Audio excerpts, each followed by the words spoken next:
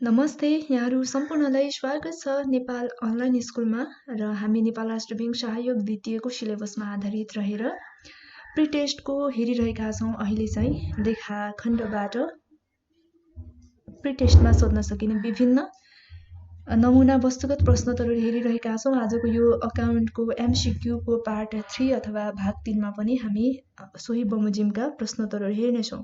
आउनुस् आजको प्रश्नोत्तरहरू हेर्छौं हामी। अब नम्बर 1 मा रहेको छ तलका मध्ये दोहोरो लेखा प्रणालीका विशेषता कुन कुन हुन्? हामीले यहाँ 4 वटा विशेषताहरू दिएको छ option A B C D मा। अप्सन A मा छ दोहोरो प्रभाव, अप्सन B मा समान प्रभाव, अप्सन C मा परिवर्तनशीलता र अप्सन D मा अंकगणितीय। अब यी 4 अप्सनहरू मध्येबाट हामीले अझ छान्न सजिलोको लागि नम्बर 1 मा रहेको छ यहाँ A र B भनेर दिएको छ भने नम्बर 2 मा A, B र D, नम्बर 3 मा A, B र C र अप्सन नम्बर 4 मा रहेको छ माथिको सबै भनेर। अब हाम्रो सही उत्तर कुन हो त जुन चाहिँ दोहोरो लेखा प्रणालीको विशेषता अन्तर्गत पर्दछ? यसको सही उत्तर रहेको छ नम्बर 4 को माथिको सबै। दोहोरो लेखा प्रणालीको विशेषता चाहिँ दोहोरो प्रभाव हो, त्यसैगरी समान प्रभाव, परिवर्तनशीलता र अंकगणितीय। यी सबै भएको कारणले गर्दा हाम्रो 4 नम्बरको अप्सन चाहिँ सही उत्तर हो। अब नम्बर 2 मा रहेको छ अर्को प्रश्न तलका मध्ये कुन चाहिँ दोहोरो लेखा प्रणालीको विशेषता अन्तर्गत पर्दैन? हामीले यो भन्दा अगाडि नम्बर 1 मा विशेषता हेरेका छौं भने अब चाहिँ यहाँ विशेषता अन्तर्गत नपर्ने कुनै अप्सनमा दिएको छ हेरौं। Option number A debit credit बराबर, अप्सन नम्बर B वैज्ञानिकता, अप्सन नम्बर C कम खर्चिलो र अप्सन नम्बर D निर्दिष्ट नियमको पालना, जुन चाहिँ दोहोरो लेखा प्रणालीको विशेषता अन्तर्गत पर्दैन। अब यसको सही उत्तर रहेको छ अप्सन नम्बर C कम खर्चिलो। यो चाहिँ दोहोरो लेखा प्रणालीको विशेषता अन्तर्गत पर्दैन, अरु चाहिँ सबै विशेषता अन्तर्गत पर्दछ। अब नम्बर 3 मा रहेको छ लेखा समीकरणको मान्यता मध्ये तलको कुन भनाइ ठीक छ? अकाउन्टिङ इक्वेसनको मान्यता मध्ये यो चाहिँ अब अप्सनहरु हेरौं। सुरुमा अप्सन नम्बर A सम्पत्ति बढेमा पुँजी र दायित्व पनि बढ्छ, एसेट्स बढेमा क्यापिटल र लिएबिलिटिज पनि बढ्छ। त्यसैगरी अप्सन नम्बर B मा सम्पत्ति घटेमा दायित्व पनि घट्छ, सम्पत्ति बढेमा पुँजी पनि बढ्छ र D मा माथिको सबै। अब जुन चाहिँ लेखा समीकरणको मान्यता मध्ये कुन चाहिँ भनाइ ठीक छ? यी 4 अप्सनहरु मध्ये D मा माथिको सबै छ। हामीलाई 3 वटा अप्सनमा चाहिँ लेखा समीकरणको मान्यताहरू दिएको छ। अब यी मध्ये कुन चाहिँ ठीक हो भन्दा अप्सन नम्बर D माथिको सबै ठीक हो। त्यसैले हाम्रो सही उत्तर अप्सन नम्बर D माथिका सबै हो। अब 4 नम्बरमा रहेको छ अर्को प्रश्न लेखा समीकरणमा सम्पत्ति भन्नाले के बुझिन्छ? एसेट्स भन्नाले के बुझिन्छ त अकाउन्टिङ इक्वेसनमा? अब अप्सन नम्बर A मा छ उठाउन बाँकी रकम, अप्सन नम्बर B तिर्न बाँकी खर्च, अप्सन नम्बर C बैंकमा रहेको नगद र अप्सन नम्बर D माथिको सबै। अब यी 4 अप्सनहरु मध्येबाट पनि हामीलाई अझ सही उत्तर अथवा सही अप्सन पत्ता लगाउनका लागि सजिलोका लागि नम्बर 1 मा छ A र B, नम्बर 2 मा B र C, नम्बर 3 मा A र C र नम्बर 4 मा A र D। अब हामीले यहाँ उत्तर पत्ता लगाउनु पर्ने हुन्छ नम्बर 4 को क्वेशनको लागि। अब जुन चाहिँ लेखा समीकरणमा सम्पत्ति भन्नाले एसेट्स भन्नाले के बुझिन्छ भन्दाखेरि अप्सन नम्बर A एउटा उठाउन बाँकी रकम बुझिन्छ र अप्सन नम्बर C अर्को भनेको बैंकमा रहेको नगद।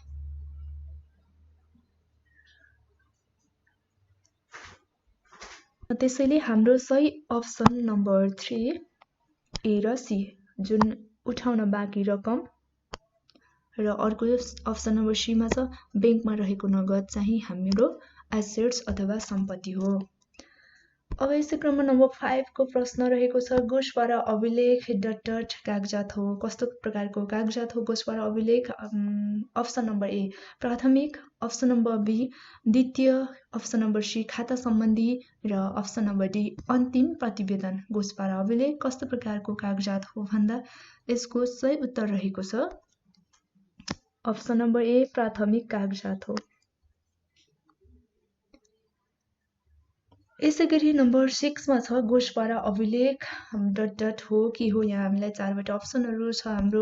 हेरौं सुरुमा अप्सन नम्बर ए आम्दानी र खर्चको विवरण, अप्सन नम्बर बी स्मरण पुस्तिका, अप्सन नम्बर सी कारोबारहरूको सुरुको अभिलेख र अप्सन नम्बर डी नगद प्राप्ति र भुक्तानी विवरण।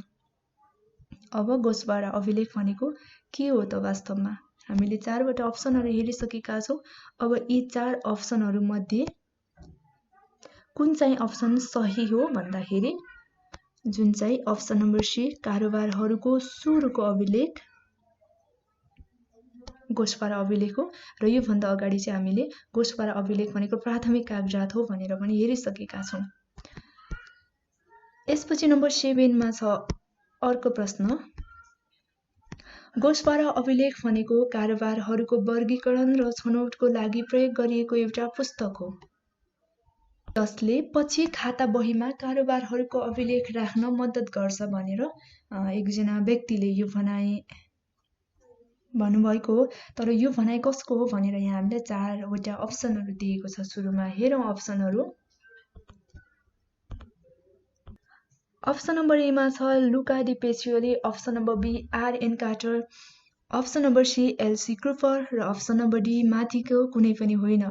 अब यी 4 अप्सनहरु मध्येबाट हामीले सही उत्तर छान्नुपर्ने हुन्छ अथवा यो भनाइ कसको हो त? यी 3 जना व्यक्तिहरुबाट कसको भनाइ हो यो भन्दाखेरि हाम्रो सही उत्तर रहेको छ अप्सन नम्बर सी एल.सी. क्रुपर। यो चाहिँ एल.सी. क्रुपरको भनाइ हो र एल.सी. क्रुपरले चाहिँ के भनेको छ भन्दा गोषवारा अभिलेख भनेको कारोबारहरूको वर्गीकरण र छनौटको लागि प्रयोग गरिएको एउटा पुस्तक हो जसले चाहिँ पछि खाता बहीमा जुन कारोबारहरूको अभिलेख राख्नमा मद्दत गर्दछ भनेर भनेका छन्। अब यसैगरी 8 नम्बरमा रहेको छ निम्न मध्ये कुन चाहिँ गोषवारा अभिलेखको उद्देश्य होइन। यहाँ हामीले उद्देश्य अन्तर्गत नपर्ने कुरा हेर्नुपर्ने भएको छ। अप्सनहरु हेरौं सुरुमा। अप्सन ए कारोबारको प्रारम्भिक अभिलेख राख्नु, अप्सन बी अङ्कगणितीय शुद्धताको जाँच गर्नु, अप्सन नम्बर सी कारोबारको द्विपक्षीय प्रभाव देखाउनु र अप्सन नम्बर डी खाता बहीको तयारीमा सहयोग गर्नु। अब जुन चाहिँ गोषवारा अभिलेखको उद्देश्य अन्तर्गत पर्दैन। अब यो कुन पर्दैन भन्दा अप्सन नम्बर बी अङ्कगणितीय शुद्धताको जाँच गर्नु चाहिँ गोषवारा अभिलेखको उद्देश्य अन्तर्गत पर्दैन। अब नम्बर 9 मा रहेको छ अर्को प्रश्न हेरौं। मेसिनरी जडान गर्दा लागेको ज्याला खर्चलाई गोषवारा अभिलेख बनाउँदा, हेर्नुस् है, मेसिनरी जडान गर्दा लागेको जुन ज्याला खर्चलाई गोषवारा अभिलेख बनाउँदा कुन खातामा डेबिट गर्नुपर्दछ? यहाँ दिएको छ हामीलाई खाताहरू। अप्सन नम्बर ए मा ज्याला खाता, अप्सन नम्बर बी मा मेसिनरी खाता, अप्सन नम्बर सी खरिद खाता र अप्सन नम्बर डी माथिको कुनै पनि होइन भनेर यहाँ अप्सनहरु दिएको छ। अब यी अप्सनहरु मध्येबाट हामीले सही अप्सनमा रहेको सही आन्सर पत्ता लगाउनु पर्ने हुन्छ। जुन चाहिँ मेसिनरी जडान गर्दा लागेको ज्याला खर्चलाई गोषवारा अभिलेख बनाउँदा अप्सन नम्बर बी मेसिनरी खातामा डेबिट गर्नुपर्छ। नम्बर 10 कार्यालय सहायक रामबहादुरलाई तलब भुक्तानी गर्दा कार्यालय सहायक रामबहादुर भन्ने एकजना व्यक्तिलाई मानौ है तलब भुक्तानी गर्दा कुन खातालाई डेबिट गर्नुपर्छ? अब अप्सन छ रामबहादुरको खाता option number A, option number B तलब खाता, अप्सन नम्बर सी भुक्तानी खाता र अप्सन नम्बर डी कार्यालय खर्च खाता। अब यी 4 अप्सनहरु मध्ये हामीले छान्नुपर्ने हुन्छ सही उत्तर। जुन चाहिँ कार्यालय सहायक रामबहादुर भन्ने एकजना व्यक्तिलाई तलब भुक्तानी गर्दा कुन खातालाई डेबिट गर्नुपर्छ भन्दा सही उत्तर रहेको छ यो चाहिँ तलब खातालाई डेबिट गर्नुपर्छ, स्यालेरी अकाउन्टलाई। अब नम्बर 11 मा व्यवसायको फर्निचरलाई मालिकले उपयोग गर्दा कुन खातालाई क्रेडिट गर्नुपर्छ? अप्सन ए नगद खाता, बी माल सामान खाता, सी तलब खाता र डी फर्निचर खाता। अब जुन चाहिँ व्यवसायको फर्निचरलाई मालिकले प्रयोग गर्दा अथवा उपयोग गर्दा चाहिँ कुन खातालाई क्रेडिट गर्नुपर्छ भनेर यहाँ प्रश्नले सोधेको छ। सोही अनुसार कुन खातालाई क्रेडिट गर्नुपर्दछ भन्दाखेरि फर्निचर अकाउन्टलाई, फर्निचर खातालाई क्रेडिट गर्नुपर्छ। यसैगरी नम्बर 12 मा छ हरिबाट छुट प्राप्त गर्दा कुन खाता डेबिट गर्नुपर्छ? जुन हरि भन्ने एकजना व्यक्तिबाट चाहिँ जो कोही व्यक्ति हुन सक्छ, यहाँ हामीले हरि मानेका छौं, हरिबाट चाहिँ छुट प्राप्त गर्दा है। कुन खातालाई डेबिट गर्नुपर्छ? अब खाता छ यहाँ हरिको खाता ए मा, बी मा नगद खाता, सी मा छुट खाता र डी मा कुनै पनि होइन। अब 12 को चाहिँ कुन हो त सही आन्सर? हरिबाट जुन छुट प्राप्त गर्दा कुन खातालाई डेबिट गर्नुपर्छ भनेको छ यहाँ हरिको खातालाई डेबिट गर्नुपर्छ हरिबाट छुट प्राप्त गर्दा। अब 13 नम्बरमा छ यहाँ रमाबाट कमिसन बापत नगद प्राप्त हुँदा, कमिसन बापत के प्राप्त हुँदा नगद प्राप्त हुँदा कुन खाता क्रेडिट गर्नुपर्छ? अब अप्सन ए रमाको खाता, अप्सन बी नगद खाता, अप्सन सी कमिसन खाता र अप्सन डी माथिको सबै। अब जुन रमा भन्ने एकजना व्यक्तिबाट है कमिसन बापत नगद क्यास रिसिभ गर्दा कुन खातालाई क्रेडिट गर्नुपर्छ? जुन चाहिँ नगद प्राप्त गर्दा। अब यसको सही आन्सर रहेको छ कमिसन खातालाई क्रेडिट गर्नुपर्छ। अब 14 नम्बरको प्रश्न रहेको छ हेरौँ यो पनि श्यामबाट अप्राप्य ऋण लेखिएको रकम प्राप्त भएमा है अप्राप्य ऋण लेखिएको रकम प्राप्त भएमा कुन खातालाई क्रेडिट गर्नुपर्छ? अप्सन ए श्यामको खाता, अप्सन बी अप्राप्य ऋण प्राप्ति खाता, अप्सन सी अप्राप्य ऋण खाता र अप्सन डी कुनै पनि होइन। अब यसको सही उत्तर कुन होला?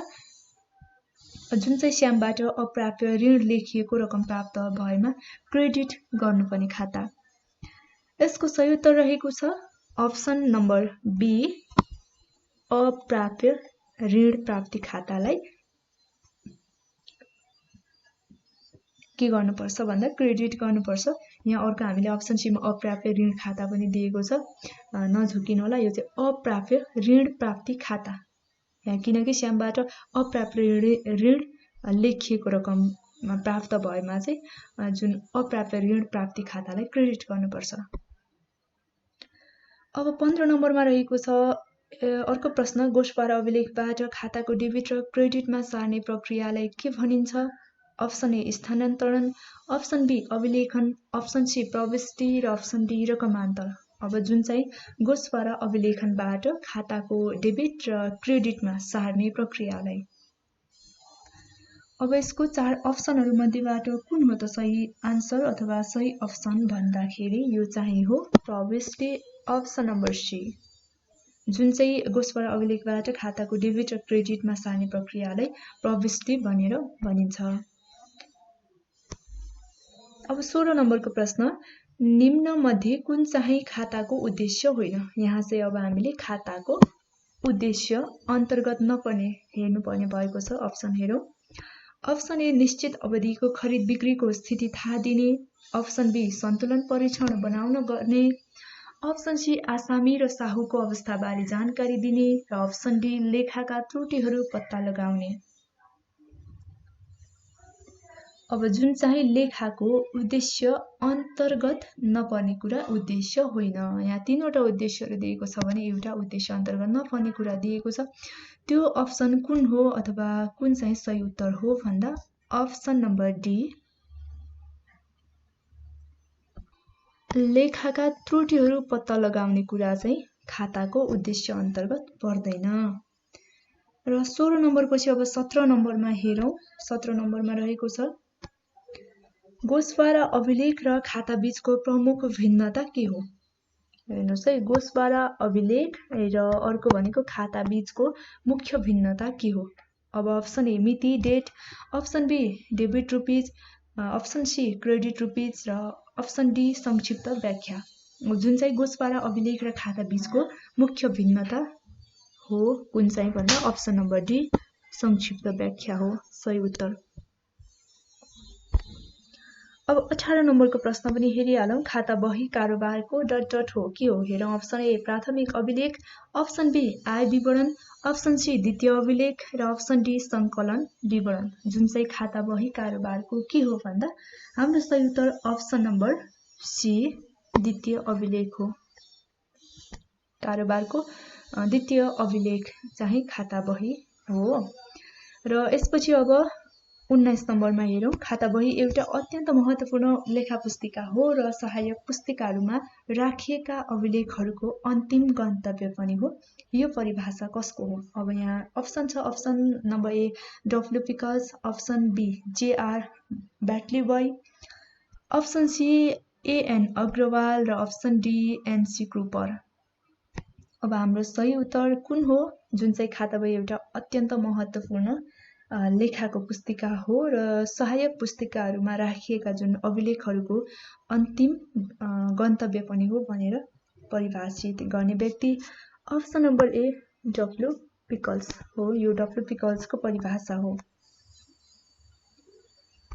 अब 20 नम्बरमा रहेको छ टी आकारको खातामा कतिवटा महलहरू हुन्छन्? Option A 2, option B 4, option C 8, option D 6। जुन चाहिँ टी आकारको खातामा कतिवटा महल अथवा कोलमहरू हुन्छ भन्दा अप्सन नम्बर सी 8 वटा हुन्छ। 21 नम्बरको प्रश्न पनि हेरिहालौं। खाता बन्द गर्नु पर्दा नपुग रकम क्रेडिट पक्षमा थप्नु परेमा। हेर्नुस् है, प्रश्नले के भनेको छ भने जुन खाता बन्द गर्नु पर्दा नपुगेको रकम क्रेडिट पक्षमा क्रेडिट साइडमा थप्नु परेमा त्यसलाई ... मौजदात भनिन्छ। के भनिन्छ? Option A debit, option B credit, option C कुल र अप्सन डी खुद। अब यस्तो अवस्थाको मौजदातलाई के भनिन्छ भन्दाखेरि जुन चाहिँ खाता बन्द गर्नु पर्दा नपुगेको रकम चाहिँ क्रेडिट पक्षमा थप्नु पर्दा। यसको सही उत्तर कुन हो भन्दा त्यसलाई के भनिन्छ? अप्सन ए डेबिट मौजदात भनिन्छ। अब यसपछि 22 नम्बरको प्रश्न हेरौं। नगद खाताको डेबिट पक्षको कुल योग रु 3 लाख। नगद खाताको डेबिट पक्षको कुल योग रु 3 लाख र क्रेडिट पक्षको कुल योग रु 20,000 छ भने मौजदात रकम कति हुन्छ? अप्सनहरू छ। अप्सन ए रु 3 लाख, अप्सन बी रु 20,000, अप्सन सी रु 3,20,000 र अप्सन डी रु 2,80,000। अब जुन चाहिँ डेबिटमा 3 लाख छ र क्रेडिटमा 20,000 छ भने यसको मौजदात रकम कति हो भन्दाखेरि एकदमै सजिलो, अप्सन नम्बर डी 2,80,000 हाम्रो सही आन्सर हो। अब यसपछि 23 नम्बरको प्रश्न हेरौं। खाताको मौजदात रकम भन्नाले के बुझिन्छ? अब यहाँ रहेको छ अप्सनहरू हाम्रो। अप्सन ए डेबिटको योग, डेबिटको टोटल हैन। अप्सन बी क्रेडिटको योग, अप्सन सी डेबिट र क्रेडिट बराबर पार्न थपिएको रकम, अप्सन नम्बर डी अन्तिममा प्रविष्टि गरेको रकम। 4 वटा अप्सनहरू हामीले हेरिसक्यौं। अप्सनहरू जुन चाहिँ डेबिटको योग, क्रेडिटको योग अनि डेबिट र क्रेडिटलाई चाहिँ इक्वल बनाउनका लागि एड गरिएको अमाउन्ट, त्यसपछि अन्तिममा प्रविष्टि गरेको रकम। जुन चाहिँ खाताको मौजदात रकम भन्नाले के बुझिन्छ भन्दा यसको चाहिँ सही उत्तर अप्सन नम्बर सी डेबिट र क्रेडिटलाई बराबर अथवा इक्वल बनाउनका लागि थपिएको एड गरिएको अमाउन्ट रकमलाई चाहिँ हामी खाताको मौजदात रकम भनेर बुझ्छौं। अब यसै क्रममा 24 नम्बरको प्रश्न रहेको छ। खाताको क्रेडिट मौजदातले के बुझाउँदछ? खाताको क्रेडिट मौजदातले के बुझाउँदछ? अप्सन ए क्रेडिट भन्दा डेबिट बढी भएको अवस्था, अप्सन बी डेबिट भन्दा क्रेडिट बढी भएको अवस्था, अप्सन सी डेबिट र क्रेडिट बराबर भएको अवस्था र अप्सन डी माथिको कुनै पनि होइन। अब यी 4 अप्सनहरू मध्ये जुन चाहिँ खाताको क्रेडिट मौजदात भनेर बुझाउने कुन होला त? पक्कै पनि यसको क्रेडिट मौजदात भनेको डेबिट भन्दा क्रेडिट बढी भएको अवस्था हो। डेबिट भन्दा क्रेडिट बढी भएको अवस्थालाई हामी खाताको क्रेडिट मौजदात भनेर बुझ्छौं। र 25 नम्बरको प्रश्न, समान प्रकृतिका आर्थिक कारोबारहरूलाई एकत्रित गरी तयार पारिने अभिलेखलाई के भनिन्छ? अप्सन ए कोषवारा अभिलेख, अप्सन बी वसलत, अप्सन सी नगद प्रवाह विवरण र अप्सन डी सहायक पुस्तिका। अब जुन चाहिँ समान प्रकृतिका आर्थिक कारोबारहरूलाई एकत्रित गरेर तयार पारिने अभिलेख कुन हो भन्दा यसको सही उत्तर रहेको छ अप्सन नम्बर डी सहायक पुस्तिका हाम्रो सही आन्सर हो। र आजको भिडियोमा हामीले 25 वटा अकाउन्टबाट हेरिसकेका छौं MCQहरू। र अर्को भिडियोमा हामी बाँकी जानकारीहरू लिने नै छौँ। आजको भिडियो यति नै। तपाईँ सम्पूर्णलाई धेरै धेरै धन्यवाद।